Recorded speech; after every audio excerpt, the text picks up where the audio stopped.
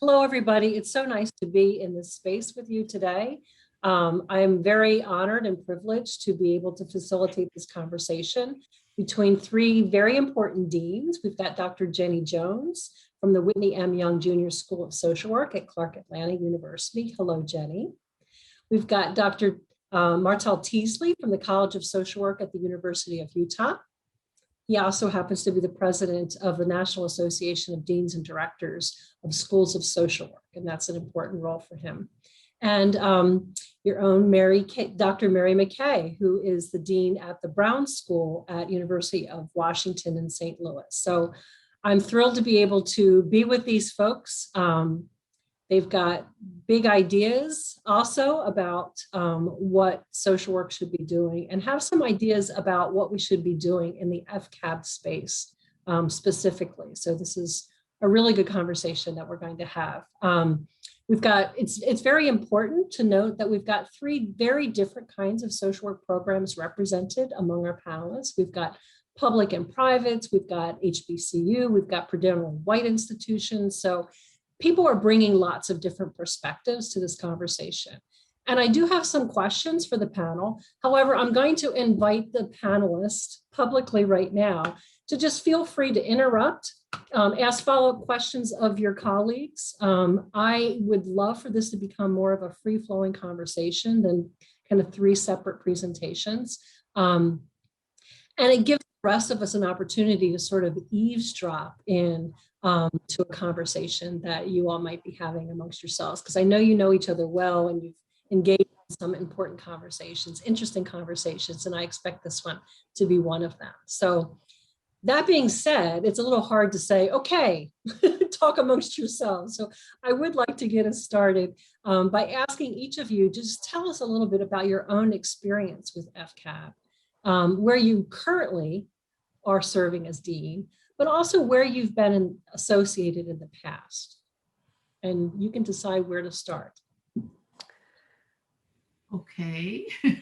Go, Jenny. I promised our organizers we wouldn't be boring, so that no pressure, Jenny and Mark. Thanks, Mary. We're gonna do our best. That's true. That's the goal. Thank you. Thanks, Darla. Hello, everyone. It's an absolute pleasure for me to be able to speak with you about FCAB this afternoon and really share a little bit of my experience with this program, this curriculum. I have been hooked since I first met these folks. I think it was in 2015 when I was invited to come and be trained on the curriculum. And it just made such good sense to me. It was a no-brainer. So myself and three other faculty members at the time, I was at Florida A&M University, another HBCU. So the three of us came and was trained on the curriculum. And again, we walked away saying, why aren't we doing this all along in social work? So we went back excited. We were able to implement aspects of the curriculum in three courses. We had our Intro to Social Work course with our BSW students, and we had the HIPSI course with our master's students, and a community organization course with master's students. So we had an opportunity to really delve into pieces of the curriculum. And I tell you, one of the biggest concerns, well, not concerns, one of the biggest surprises for me when we implemented that curriculum, the students, the takeaway message from the students was incredible. Our students, I taught the Intro to Social Work class because I wanted to ensure that our undergraduate students have an opportunity to share, to get this information. And the feedback I got from them was, why aren't we doing this? Why didn't anybody tell us about this when we first came into the school? Why are we just learning about this? And they started to share some of their personal experience around money, their parents' experience with money, experiences that had been passed on to them where they had not made good decisions, so many things they really didn't know that they could do. And also, we talked a lot about we talked a lot about the community in which our institution was housed. Now, this is my second HBU. I am currently the dean at at Clark Atlanta University, as Darla said. And again, the community in which my current school and my former school these institutions sit in are communities that are deprived of lots of resources, and financial resources are one of them. They have only a bank that, if there's a bank, that's available Monday through Friday from 9 to 5. So poor families that work in that have jobs and work outside of that community oftentimes get home when, the bank is closed. So the bank's not open on Saturday. If so, it closes at 12. And so for them to be able to access those services, they have to go to the liquor store and pay money to get money, which is, I think, is a crime. So when my students and I unpacked all of this and talked about it, they were like, oh, we really, this should be happening. Everybody should know about this. And another surprising moment for me with the students was I only had one student that was familiar with a 529 plan for putting putting money away for students to go to college. And her parents her father had been in the military, so it was a plan that they were familiar with. They had no clue. I think this is such a disservice to our students, our community, the families that we work with. So yes, I'm sold on this curriculum. I think it should be in every school of social work. And I'm going to stop there and turn it over to Mary, because there's plenty other pieces that I'd like to share with you, but I want to give everyone else an opportunity to talk about their school and some of the things that's going on there. Yeah. Well, I so appreciate, Jenny, your comments. I want to take your class as I listen to you as an instructor and as a leader of our field. I guess I'll talk about, FCAB from two perspectives. First from the position of me being the dean for the last 5 years at the Brown School at WashU. And this is where FCAB started, right? So I've watched Michael Sherrodden, but Gina Yu and Lissa and Margaret and so many others, operate from this place of leadership in our field. So to be able then to support your work to really influence the field and bring FCAB to all of our schools, I think that's a position that I feel very fortunate to be in, and because we had the developers of FCAB, that historically our schools started out exposing all our instructors in both practice and policy to the curriculum and parts of their courses that could be influenced. We also have a dedicated course that our students can take, using parts of the curriculum. So from my current day, I feel very much supportive of the leadership of moving this out into our school, but also into our field. I wasn't always the dean here. And so I have to say that although I watch this robust, when I think about really kind of trying to push and dismantle structures that Jenny have talked about that really have kind of widened the wealth gap between, Black Americans and others, the institutional blocks to being able to have access to financial institutions, the predatory lending. None of that content was in a practice-based curriculum for me prior to this. And so I think what's really, really important about this curriculum is this is practice. This is social work practice at its best.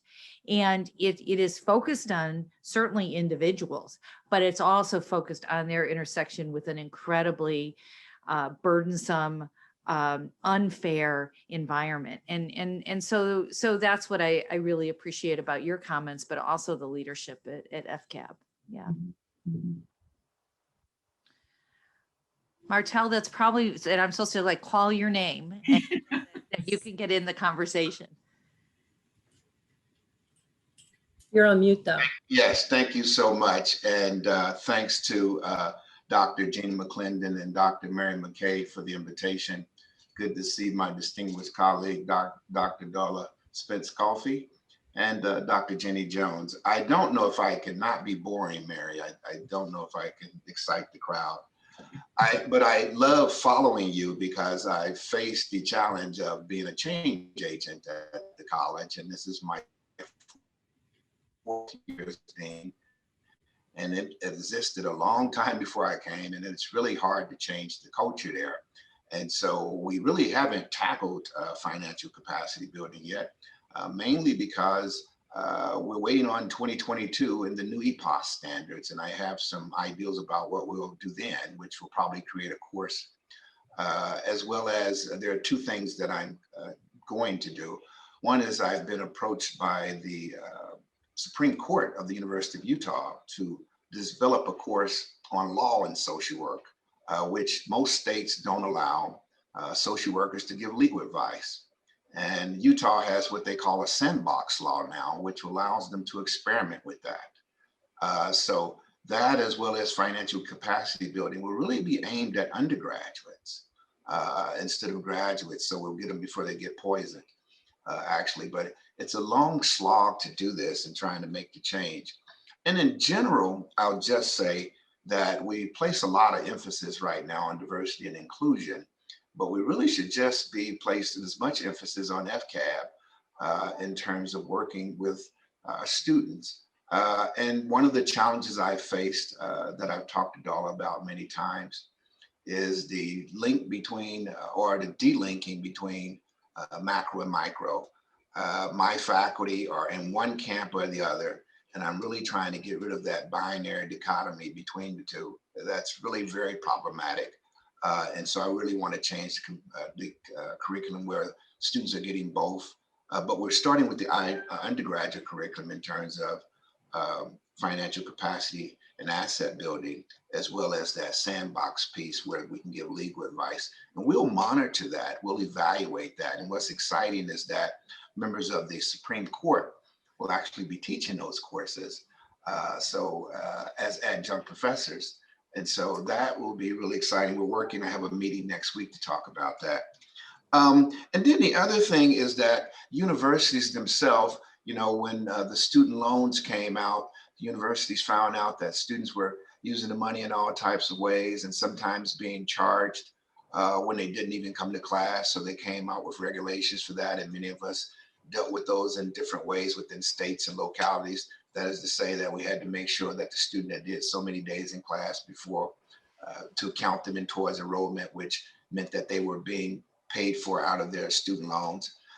But my point is that the universities went into a lot of programs and plannings and making sure that students understood how their student loans work and how they ended up paying this back. But we haven't really placed a lot of money on financial capacity building. So universities really need to do a better job at that. And the public is really screaming now about the cost of education. And so part of the challenge I have, as well as any dean, is facing the fact that we've basically we've seen ourselves as educators for a long time, away from what's going on outside, kind of in the ivory tower. And now the public is saying, foul, this costs too much. And it's really very tough in certain locations, particularly in inner cities, as Dr. Jones talked about. So for example, in most inner cities, you all are in St. Louis. I grew up in Cincinnati, Ohio. Dr. Jones is in Atlanta, in the Clark, Atlanta area in Atlanta, Georgia. Basically, most of these places have more payday lending places than they do McDonald's and Burger King and Starbucks. And not only the public borrows from them, but students borrow from them. So understanding how that works, what students should and should not be doing. And this is really quite interesting. I knew students at Wharton University and at Ivy League universities who, when they used to straight out get their student loan money, they would invest it in the stock market, get a little bit of money out for that, and then pay for their tuition. Now that became underhanded. I know it became very odorous because there are also students, you may have heard a story about gambling in Atlantic City, losing all their student loan money. And so the government tried different models. The checks don't come straight to the person anymore. They come to the university and they distribute the money on that better, but it works better at that. But there's a lot of teaching to do at community levels in terms of bad habits.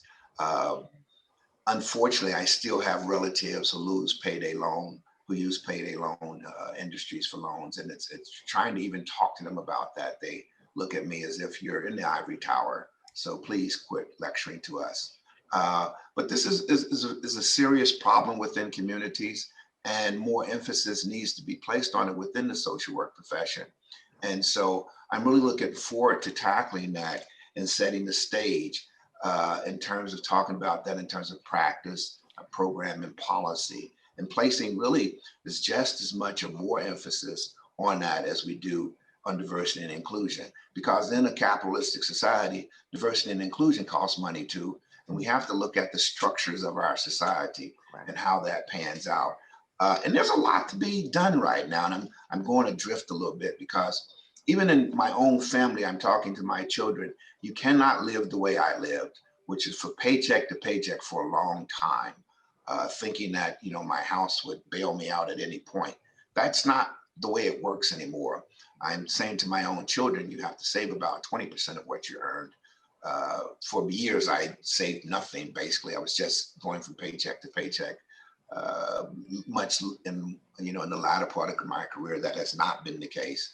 But my point is that we have to have a different model. And if we look just at the asset building of minority populations, African Americans and Latino ex-brothers and sisters lost about half of their wealth during the last recession. The estimates are about $400 billion. African Americans will take some time to recover from that, as well as our Latinx brothers and sisters. And we're not acknowledging that so much.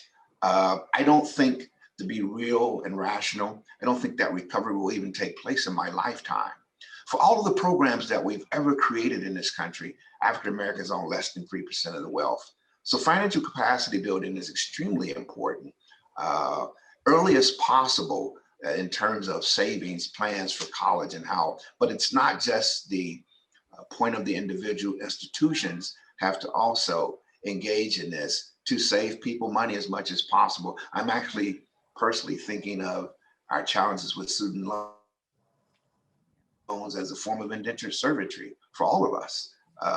And it took me until the 50s to pay off my own student loans. And remember, we had folks in the White House, a president and his wife who had student loans in the Obama administration.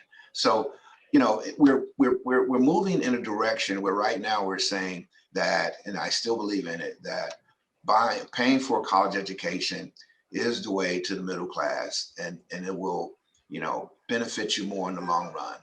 We may get to a tipping point where these loans are outweighing that. Part of the data that Darla spoke to me about is that for African Americans, we see that the average person getting out of it in the MSW program owes $95,000. And, you know, how do you make that up? And that's changing the perspective of students so much. They don't want entry-level jobs. You know, they want to be the manager or the head clinician right off top because of the amount of money that they owe, and they're staying home longer with parents, even with master degrees. So it's really a challenge for us. And I welcome these conversations, but I think we need to write more about it in the vein I'm talking about as part of the grand challenges. I'll stop right there. Yeah. Darla, could I respond to a couple of Please. things? Yes. Because not surprisingly, I agree with my colleagues, you know, pretty strongly. You know, I think about FCAB as kind of one of the tools in our kind of advancing equity toolbox, right? I mean, Martel, sometimes I talk about student debt as a result of failed social policy, right? And so if you think about kind of how you apply FCAB, to apply that to our field, you know, are we as a field doing enough around some of these failed social policies around how student loans have become one of the ways to finance your MSW, right? And so one of the core parts of our Brown School strategic plan is to really think about access and affordability, right? And to really target, you know, eliminating that reliance on debt as you come out, right? And so I think for me, there are a set of equity issues that we apply internally as well as externally. And that I think has been, sometimes we focus too much externally And so I just want to highlight what you said that I have this real strong agreement with. Yeah. Yeah, I couldn't agree more, Mary. Yeah. Yeah, I just wanted to say, I agree with both of you. And when I look at the big picture, when I look at it in its totality, it's almost overwhelming to think about.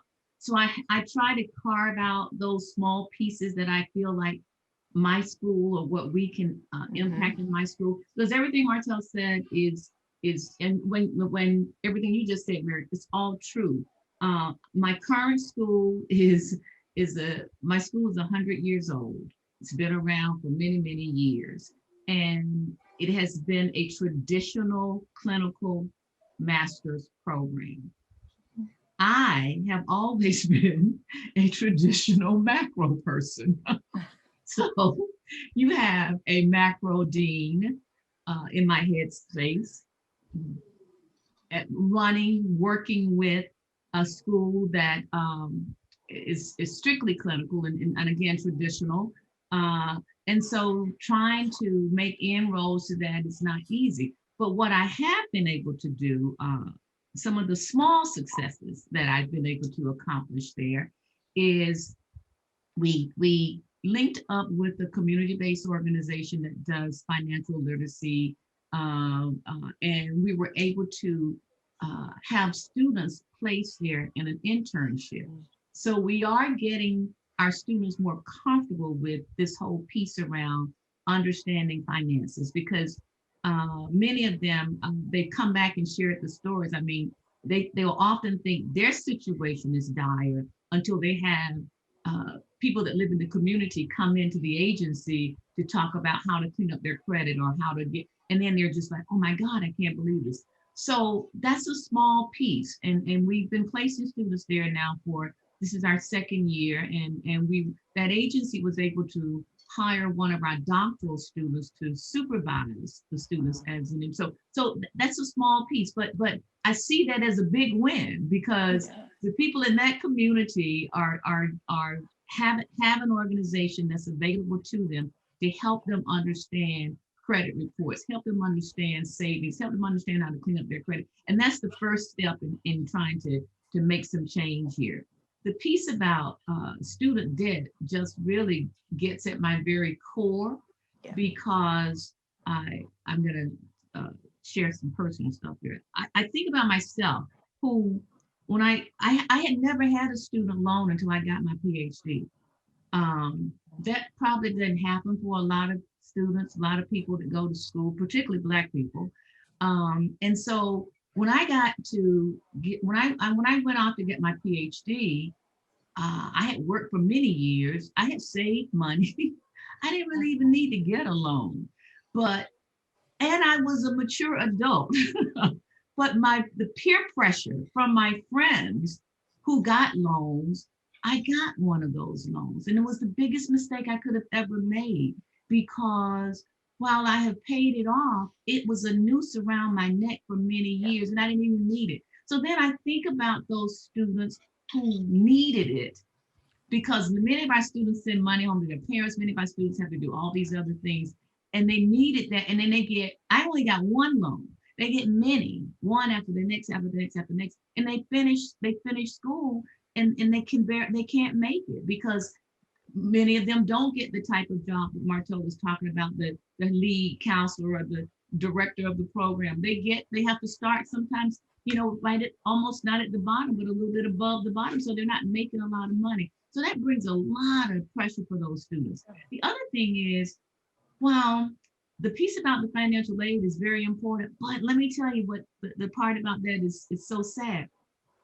What the federal government put in place was a simple kind of, you got to go through a financial literacy training, which it takes 2 seconds. You just click a button. No one gets into the depths of what that means for you. So what we are doing now, one of those, again, small successes, we have began discussion. My school has began discussion with the person in our financial aid office at Clark Atlanta who administers that program.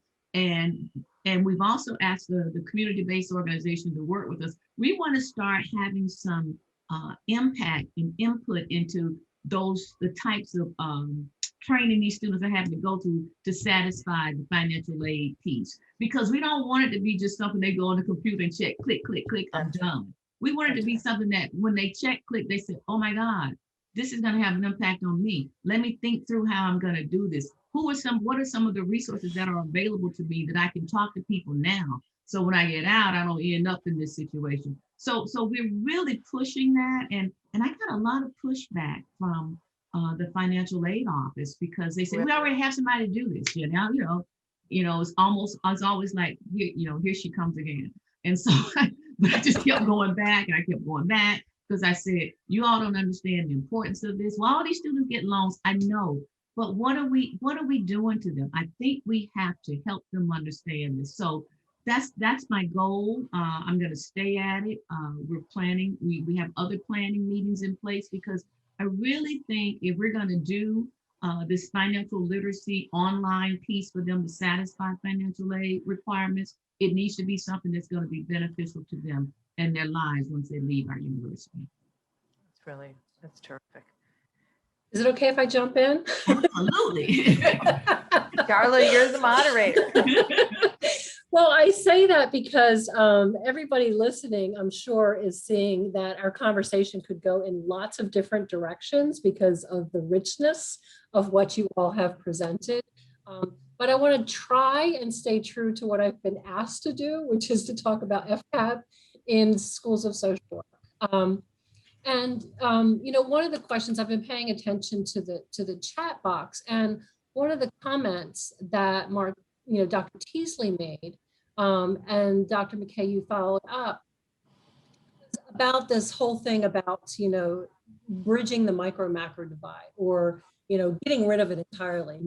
Dr. Teasley and I are both part of a Social Work Health Futures Lab, which is a pretty exciting space to be in, where we're helping some newer social work practitioners and faculty sort of do some future thinking and forecasting. And those of us on the advisory board were asked to join the first meeting, and we were asked a question, just fill in the blank. It's 20 years from now.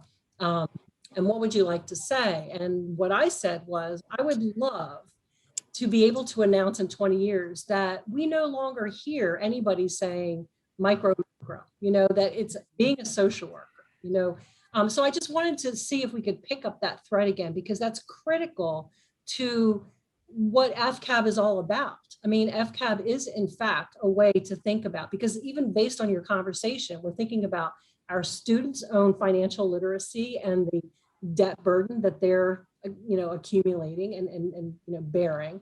But also ways in which we can think bigger about, this is not just about teaching financial literacy to our clients. This is about looking at the policies and the structures and communities and so forth. So that's the piece of information I want to throw into the mix right now. If you could talk about the micro macro in relation to FCAB.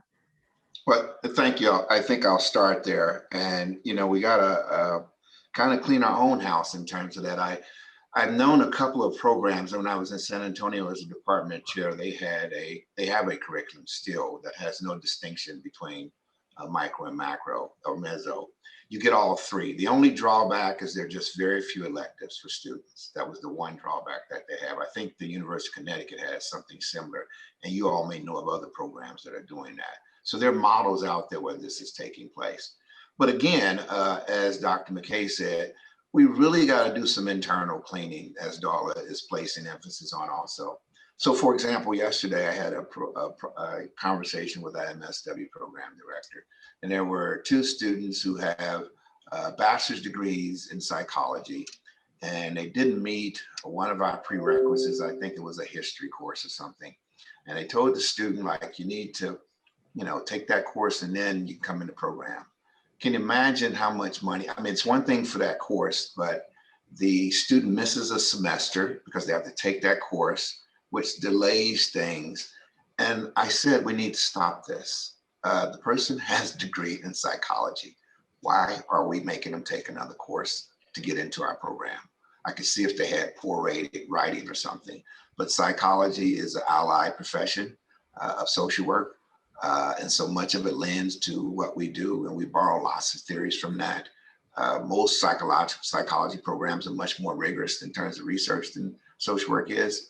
And so I thought there's a real downfall, but that is a real challenge for us as leaders, trying to work and think of the best things that we can do for students. I will say that one thing we're doing here that I'm really proud of, and that we started an online program, and we're ready to offer it at $260 a credit hour for undergrads, and I'd like to do it for grads. It will be totally online. The only caveat is that the students will only have library privileges. So there'll be no health insurance, there'll be no going to the gym or anything. It's just library privileges. And I know there's some drawbacks from that. You know, some people are saying, hey, we like all the bells and whistles, but it affords students the ability to just come and get the college education at $280 a credit hour and go to the library. And I think many that felt 200 people signed up immediately. We had to stop. The university said, stop, we're going to grandfather these people in. We did not know so many would sign up for that. And so there are things that we can do. And that was something, the way that really happened was the state legislature basically saying, you have too many fees, and no, we're not giving you any money to raise tuition because you're a state entity and you're just asking us. So the way that this works is you need to cut your tuition. And so the university president, working with me and 6 other online programs on campus, offered that as a way of reducing the overhead for an education for undergraduate students. And again, I want to do that for graduate students. So there's just a cornucopia of ways that we need to clean our own house. And for example, another thing was that we are counting volunteer hours for admission, and we denied a student who didn't have enough volunteer hours. Now, my daughter volunteers to help students code. She has a degree in engineering. The reason she can do that is because dad pays for everything. I pay for everything. And so she has plenty of volunteer time. So that is something of people, not necessarily affluent, but well-to-do middle-class people, and denying a student who doesn't have volunteer hours. Look, I have the best of both worlds. I went to HBCUs as well as mainstream universities. When I was at Fayetteville State University, the students were on food stamps. When I got my master's at Virginia Commonwealth University, my peers were borrowing their father's condo for the duration of the program. My dad let me use his condo here in Virginia, things like that. Much more wealthier students. When I started at Utah, and when I go to new student orientation, and I say, how many of you are working? And these are predominantly white students. Everyone in the room raises their hand. And that's where we're at now. And so a change is needed in terms of internal understanding of financial capacity building, as well as in our curriculum of what our students will offer to clients when they go out into the world as social workers representing the profession. Yeah. And maybe, Martel, I'll pick up and keep going with where you ended around this kind of how are we preparing our students to do what kind of work, to bring what kind of lenses to this work? And I can't remember, Martel, what your background is, but Jenny, I actually started out in clinical practice. And I call myself, the kind of the dissatisfied practitioner in some ways as I go forward. Because I do really think that what FCAB gives you is a lens for how do you help, in my case, families, really work on the stresses and strains that really are burdening them. Sometimes we call that mental health distress, but many times it's just like, I just don't have enough material resources to kind of make this life work, right? And so that in the hands, FCAB in the hands of a practitioner, I think is really, really important. But why was I a dissatisfied practitioner? Because any organization that I ever worked with kids and families, you couldn't keep up with the demand for kids and families, which is that the kind of social conditions, the biases, the structures were pushing kids and families, particularly kids and families of color, to clinical services. And so So if individual kids and families were really struggling with material resources, couldn't we work at a kind of a whole community level to kind of think about the economics of all this and the biases and the closed doors? And so that's kind of, if you kind of track my career, why am I so glad I wound up here at the Brown School? Because what I could say to you is about 50% of our graduates will go into what Martel called macro practice, that we're going to erase that word, right? Into policy, into research, into leadership.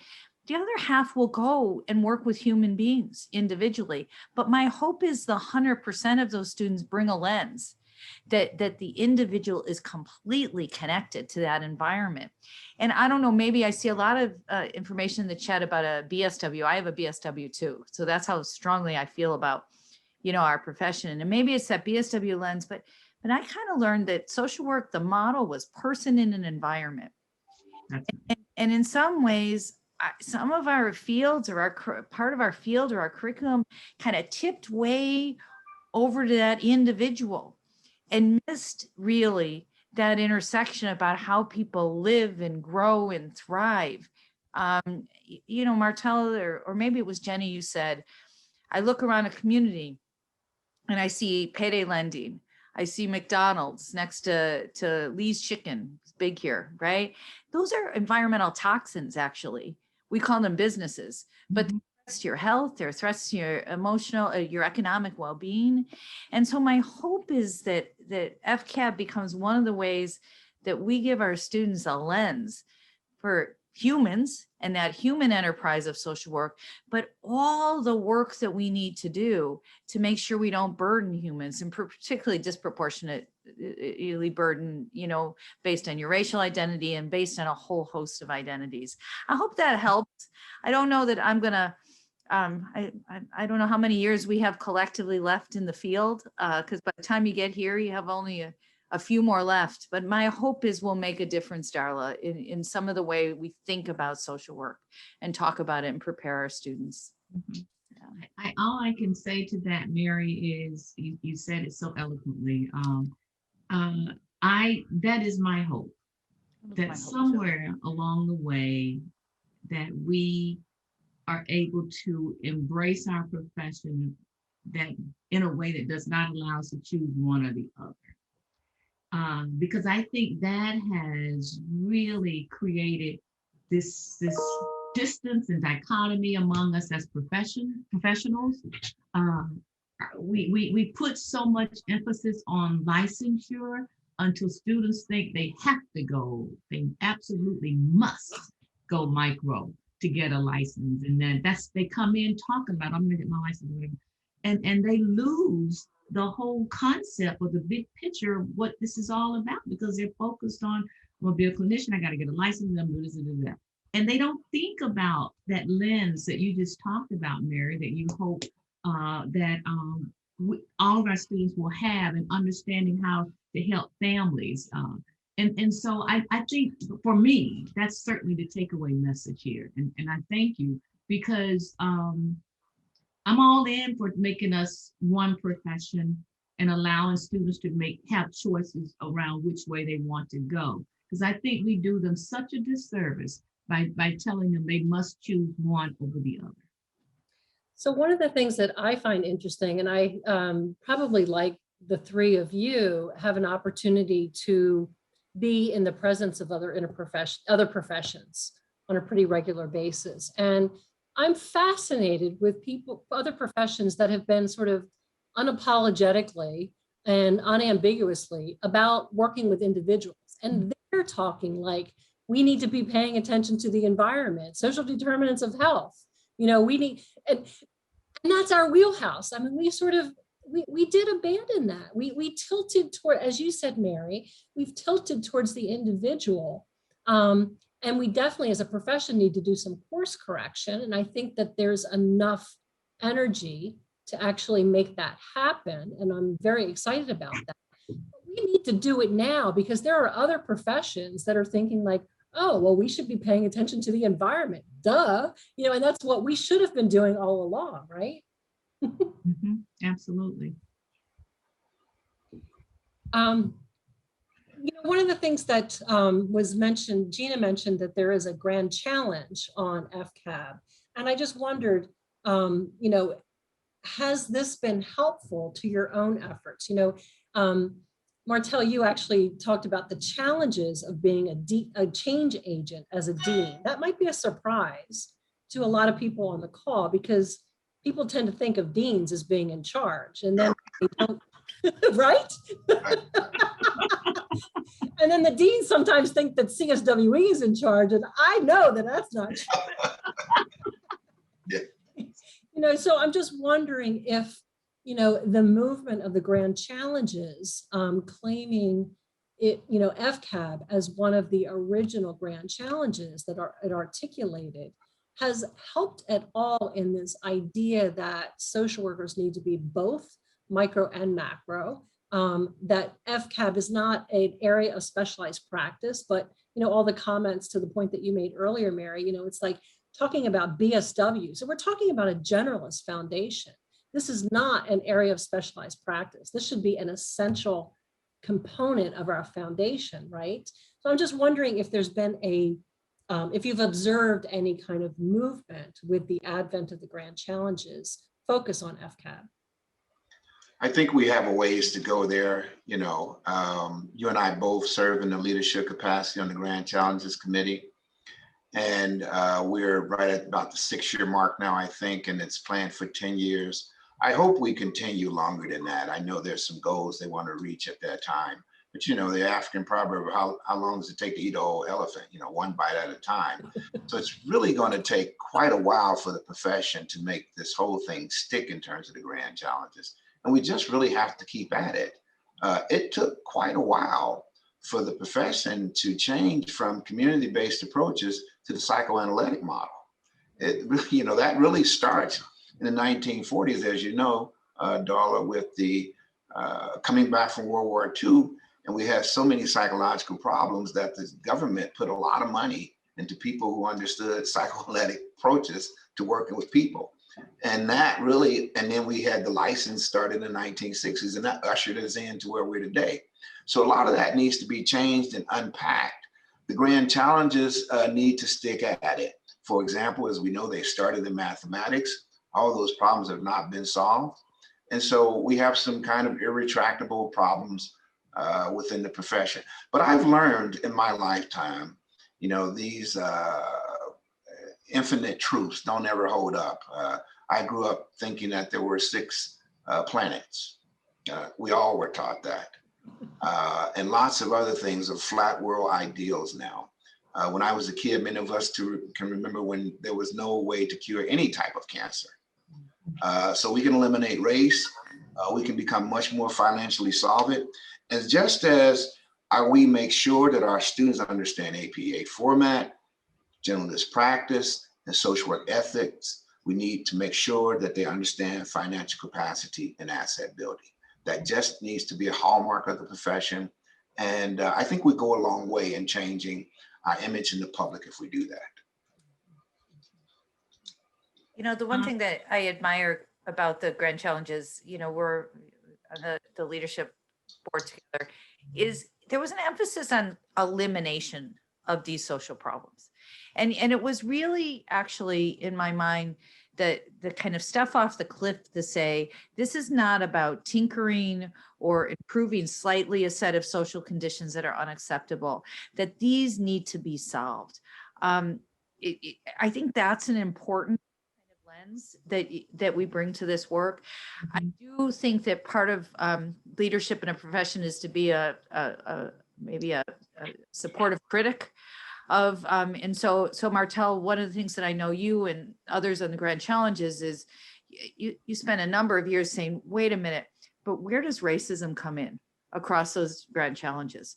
You have these pillars, but humans don't experience these set of social burdens equally, right? There's disproportionate burden on people of color and marginalized identity. Where is that in the grand challenges?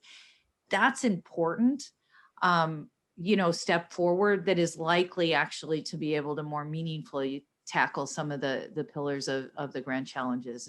And I know you have a volume coming out and a number of important work. But it was also humbly that you had to fight so hard to get that there. And so those are kind of the things within our profession that as we use these tools outwardly, we also kind of really look inwardly around what kind of change we need to kind of create in our professions. Yeah. And I'll just say that I agree with all of you. And I kind of look at it, I put a little bit more of a slant on it for my own sanity. And that is, it's been a fight. Yes, it has. But when I look at where that fight has led us today, we've made some ground. We've covered some ground. And I remember shortly after I'd been trained on the curriculum, introduced to the curriculum, met Margaret and Michael and Gina and all the folks in St. Louis. And there was a meeting I think it was a SWIR conference in DC, and the FCAB people would always meet. Michael would plan a meeting somewhere out. This meeting was away from the hotel, and so we had to get there to kind of talk about what we were doing and introducing us to all these other people that's doing this work. And I remember, walking 3 or 4 blocks in the cold, couldn't find my way, but was determined to get there. Ran into Michael and Margaret on the street. They helped me get we all walked in the same direction. My point is, we didn't even have that before. Correct. What I just talked about. Correct. And so I have seen some movement.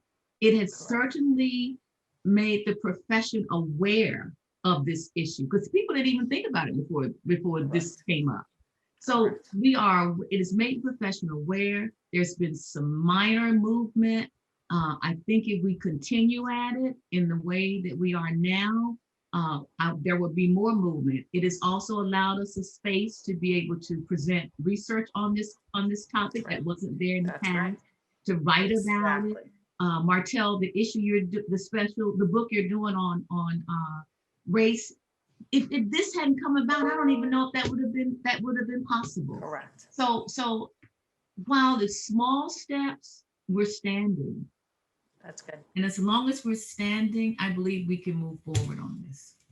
That's great. I think that's a really good point. I think it's okay for us to be impatient, because that sort of keeps us moving, but it is important to also acknowledge the progress that we've made. Otherwise, we start to feel hopeless, right? So we need to be hopeful. Yeah. It's okay to be impatient, because that's going to keep us pushing Right. in the direction that needs to I go. remember, Darla, when I would talk about financial capability and asset building, people say, "What are you talking about?" What? I never heard of that.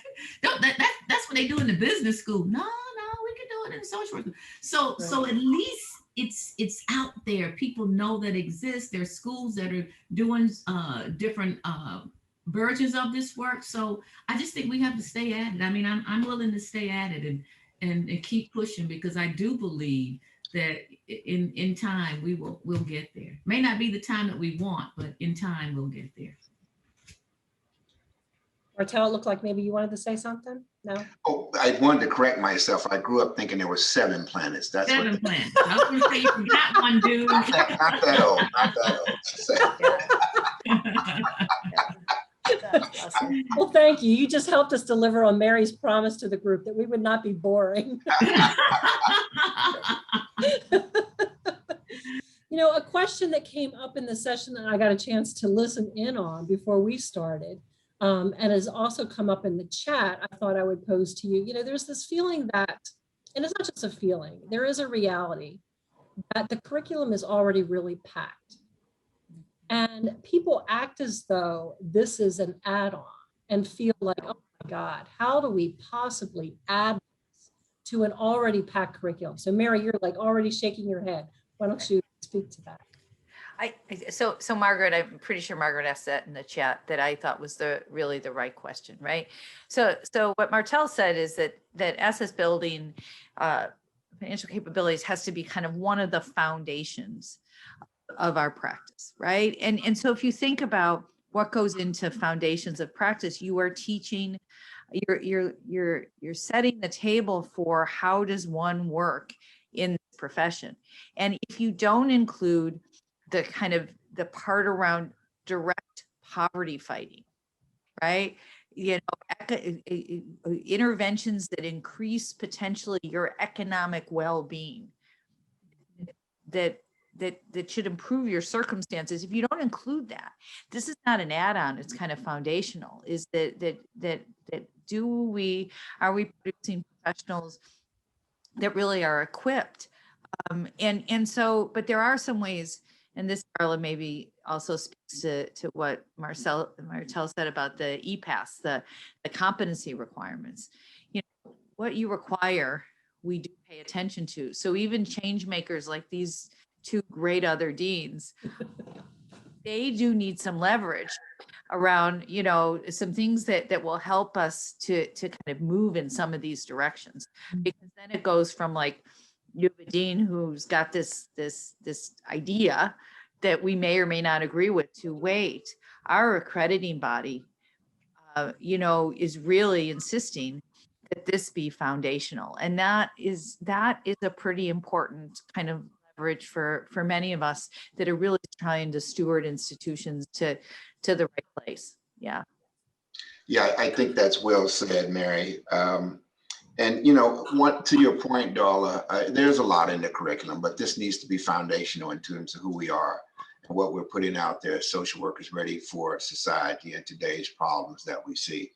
But the other thing, and it's just the darnest thing for me and for all of us, is that what we really, and we put an emphasis on this when we teach social work, is that we're creating lifelong learners.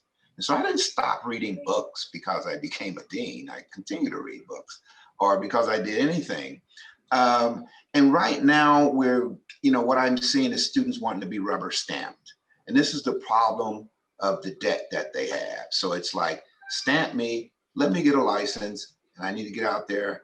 But this lifelong learning thing, can you package that some kind of way so I can just have some input real quick and it's on Facebook or something? But the whole thing of continuing to keep up with the profession, I was really surprised when I started in Utah, not to insult my colleagues, but I have some faculty members who never attend any of the conferences. And because of that, they were really rather retrograde in the language they used in terms of understanding where the profession was headed. And I just found myself scratching my head like, this person doesn't understand some very basic things about where the profession is moving to. And so it is our responsibility, not only as deans, but as accrediting bodies, to keep things in the forefront, to put, and Darla, I love that you're a great listener and working with deans as well as other, COA and others in terms of what the profession needs. But I couldn't agree more with Mary that we need that kind of bully pulpit from you to push forward. Often I go to the provost and I say, I need you to come over to the faculty and say this. So it comes from the provost. Right. Like, I'm absolutely crazy. But then I go, the provost said we need to do that. So not that I'm trying to hide behind the provost, but yes, I guess I am. So. That's okay. That's okay. I get it for sure. The way the EPAS gets developed is very interesting because it's actually in the hands of peers. Exactly. And we're slow to change for some reason. Here we are, change agents that are very reluctant to make any changes. So I was hoping that the move to the competencies and moving away from prescribing content would allow some innovation, but it doesn't seem like that's happened as much as we would like to have seen. So it seems like we need to revisit that. Just in terms of, being able to provide leverage for the kinds of changes that need to occur in social work education.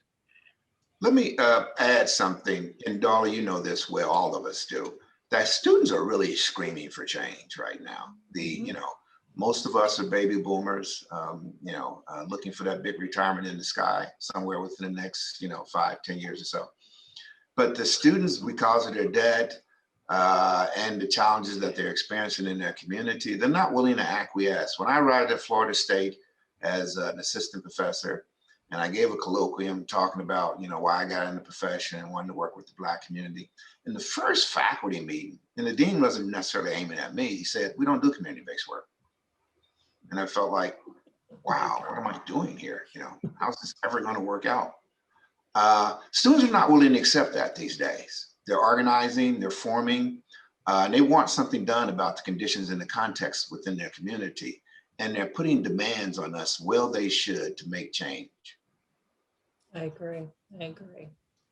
The power has shifted, right? And I think that we need to pay attention to that. It was always sad to me, and I know so many students that really wanted to have more of a macro-oriented practice, and had visions of wanting to make big impact on the world. But to the point that Jenny made earlier, it's like, I don't know, somewhere along the line, they went home for Thanksgiving and people were asking them, "What are you going to do with your degree?" And all of a sudden they came back and they were like, "I need to get a license." And that meant that they were clinical all of a sudden. And they didn't see the connections between this. Gina, I want to ask you, how much time do we have on this panel? Because I want to make sure that we honor, because people did not get a break in the last. We have 3 minutes. Okay, that's what I thought. 3 minutes. Each one. Darla, I was just going to ask, is it possible in that, because I know the commission, there's COA and there's I can't forget the acronym for the folks that do the Educational policy. Yeah. Is there, do you think that commission or that committee could move a little with some,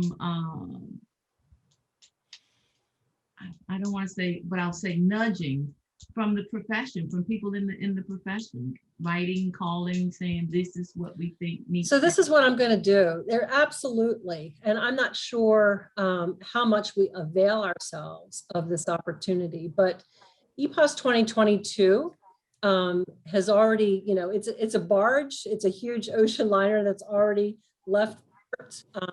It takes a long time to develop. The latest draft is going to go back to each of those respective commissions, Commission on Accreditation, Commission on Educational Policy, this spring. And then we'll go to the public, meaning all of you, to comment. What's missing? What needs to be changed? That's the place. And there have really been some changes based on the feedback. And we've gotten slews of emails and letters from students. To your point, Martel, I mean, students they're getting how to advocate, right? They're good advocates. And so there's really going to be some change in the next EPOS. But if you don't see what you're looking for, speak up and get other people to do the same. Darla, I think Dean McKay wanted to say something. Yeah. Okay. I was just going to try to end us on a note of maybe kind of moving us forward, but also understanding that we are making progress that is more visible and tangible. Like I'll just give you one example. A Brownsville alum was named Assistant Secretary of HHS. Right. So that's a big deal. That's a big deal because you could think about loan forgiveness programs in that portfolio. You could think about different system change and policy change. A newer alum, a couple of years out, she's staffing the Senate Appropriations Committee still, right? And so there are those opportunities for people in our profession to make a difference at the highest level, as well as, if you think about just in my career, the visibility of social work and research. And now actually to take on these issues of structural racism in our field and how they actually hold populations in place. This is progress, uncomfortable progress, hard progress, but important for us. And I appreciate FCAB being one of those tools that I'll support as we go forward. Yeah. Excellent way to end this. Thank you, Mary. Yes, we're seeing lots of social workers being appointed to cabinet and federal agencies, and it's a really good thing. So Gina, I'm going to turn it over to you, but first I want to just thank Mary, Jenny, and Martell. Fabulous conversation. Wish we had more time.